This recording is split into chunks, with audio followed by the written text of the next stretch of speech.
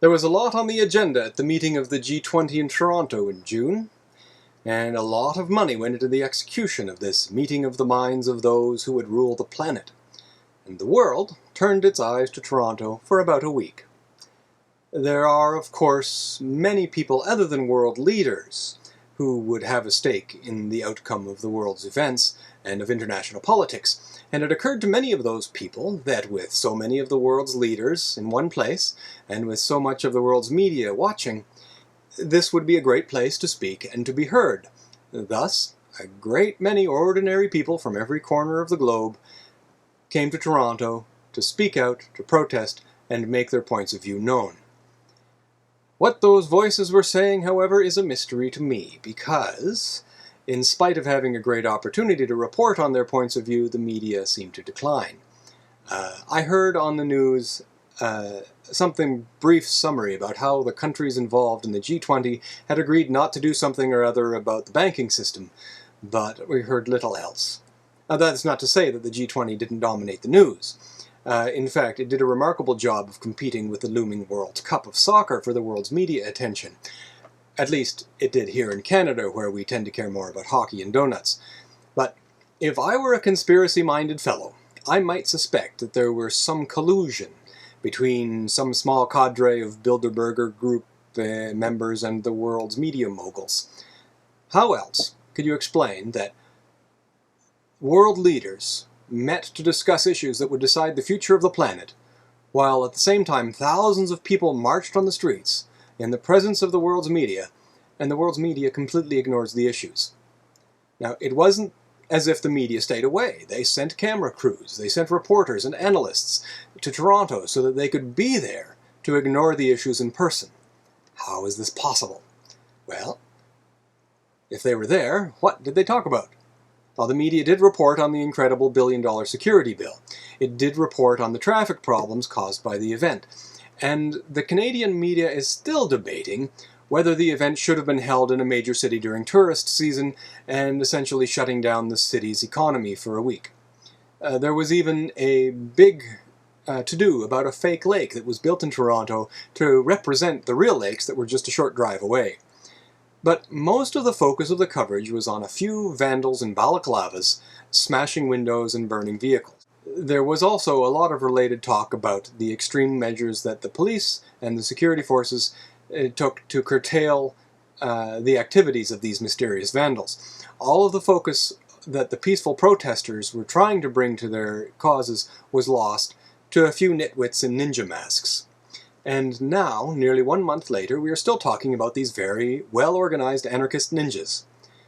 But the government was even talking about them before the event.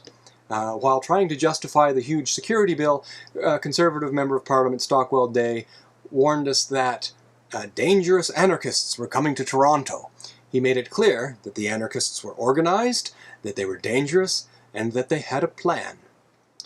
Now, according to media reports, the dangerous anarchists' plan was apparently to make the peaceful protests look dangerous by breaking things, while the police did nothing at first, and then this would force the police to suspend civil liberties the next day for peaceful protesters and innocent dog walkers. The police were then forced by these window-breaking ninjas to arrest thousands of innocent people, rip off prosthetic legs from people who couldn't stand up fast enough, jam hungry, innocent old ladies and children into crowded jail cells without legal counsel, and so on and so on.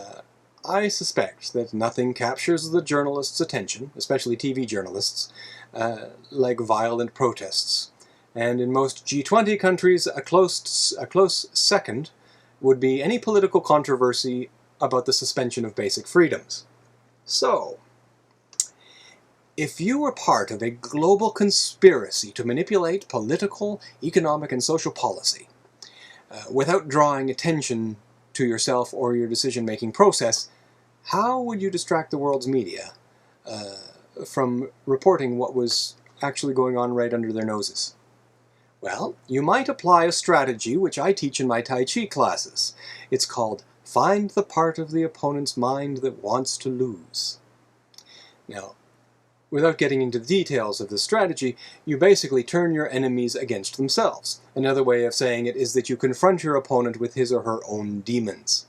To do so, in this case, all you would need would be one or two people to organize a group of terrorists or vandals. You wouldn't need to use many of your own military or secret police or specially trained CIA or what have you, but you could still manipulate a huge number of people. You would only need one or two people who were skilled at manipulating and organizing a motivated group of cult-like followers. And it wouldn't be that hard in today's world to find a number of disaffected youth from various backgrounds to come together as a well-trained and organized group of anarchists. You could then infiltrate peaceful protests by acting like part of the group, and then suddenly don black face masks, create a disturbance, and then disappear into the crowd. The police would become so concerned about this unseen enemy that they would start seeing the enemy everywhere. The police would then become the very instruments of the chaos that they were trying to prevent. Now, the remarkable thing about this G20 is how little the Black Bloc had to do to create chaos in Toronto. In Europe, the level of vandalism that we saw last month, I'm told, happens on any given Saturday right after a soccer match. Now, doesn't it seem as though the Black Bloc is actually working for the forces they claim to oppose? Now, whether they're aware of it or not, and I'm not saying that the mass of the Black Bloc are aware of anything, but whether they're aware of it or not, that is the effect of their actions. Whatever the purpose of the Black Bloc, their function appears to be to serve as a tool for the status quo. And this is what in Tai Chi philosophy we call the yin aspect of the yang and the yang aspect of the yin. I'm not saying that members of the Black Bloc are party to the oppression, I'm just saying that they are fools if they think that their actions do anything but increase the amount of oppression and paranoia in the world. They are playing right into the hands of those who would see the world run by bankers and generals. Now, there may sometimes be a time for violent action.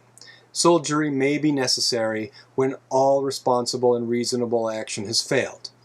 Even Mahatma Gandhi admitted that nonviolence might not work against someone like Adolf Hitler, at least not in the short term, and sometimes it is the short term that matters. But by confronting the demons of our enemies, we often end up surrendering to our own. We become the thing that we hate, and we guarantee the failure of our most noble causes. Military victory is never real until violence is denounced and people stop fighting against their enemy and become the victory that they seek.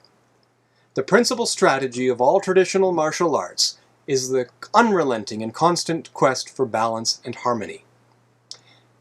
Physically confronting your opponent and confronting your opponent's strengths is the last desperate act of a failed martial strategy.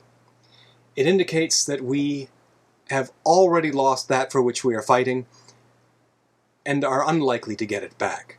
After balance is lost, our struggle becomes like a drowning man clutching at sinking debris. When a Tai Chi master faces an enemy, the first response is to have no enemy. By having, through training, achieved a state of balance and harmony within, the master is able to see not only the attack, but the energy, intent, motivation, and root cause of the attack. This enables the master to join, follow, stick, adhere, and to the mind, body, and spirit of the attacker. The attacker is then defeated by his or her own attack, and ceases to see themselves as an enemy. Now, the non-martial artist sees the enemy and becomes focused and fixated on the most threatening and powerful aspect of the attacker. This leads them to confront the enemy in the least efficient way. They then become like a person confronting an oncoming train, rather than simply getting off the tracks and flipping the switch. The more we cultivate harmony and balance, the more harmony and balance we will have. The more we lash out against our enemies, the more enemies we will have. I'm not really great with numbers, but that just seems like fairly simple math to me.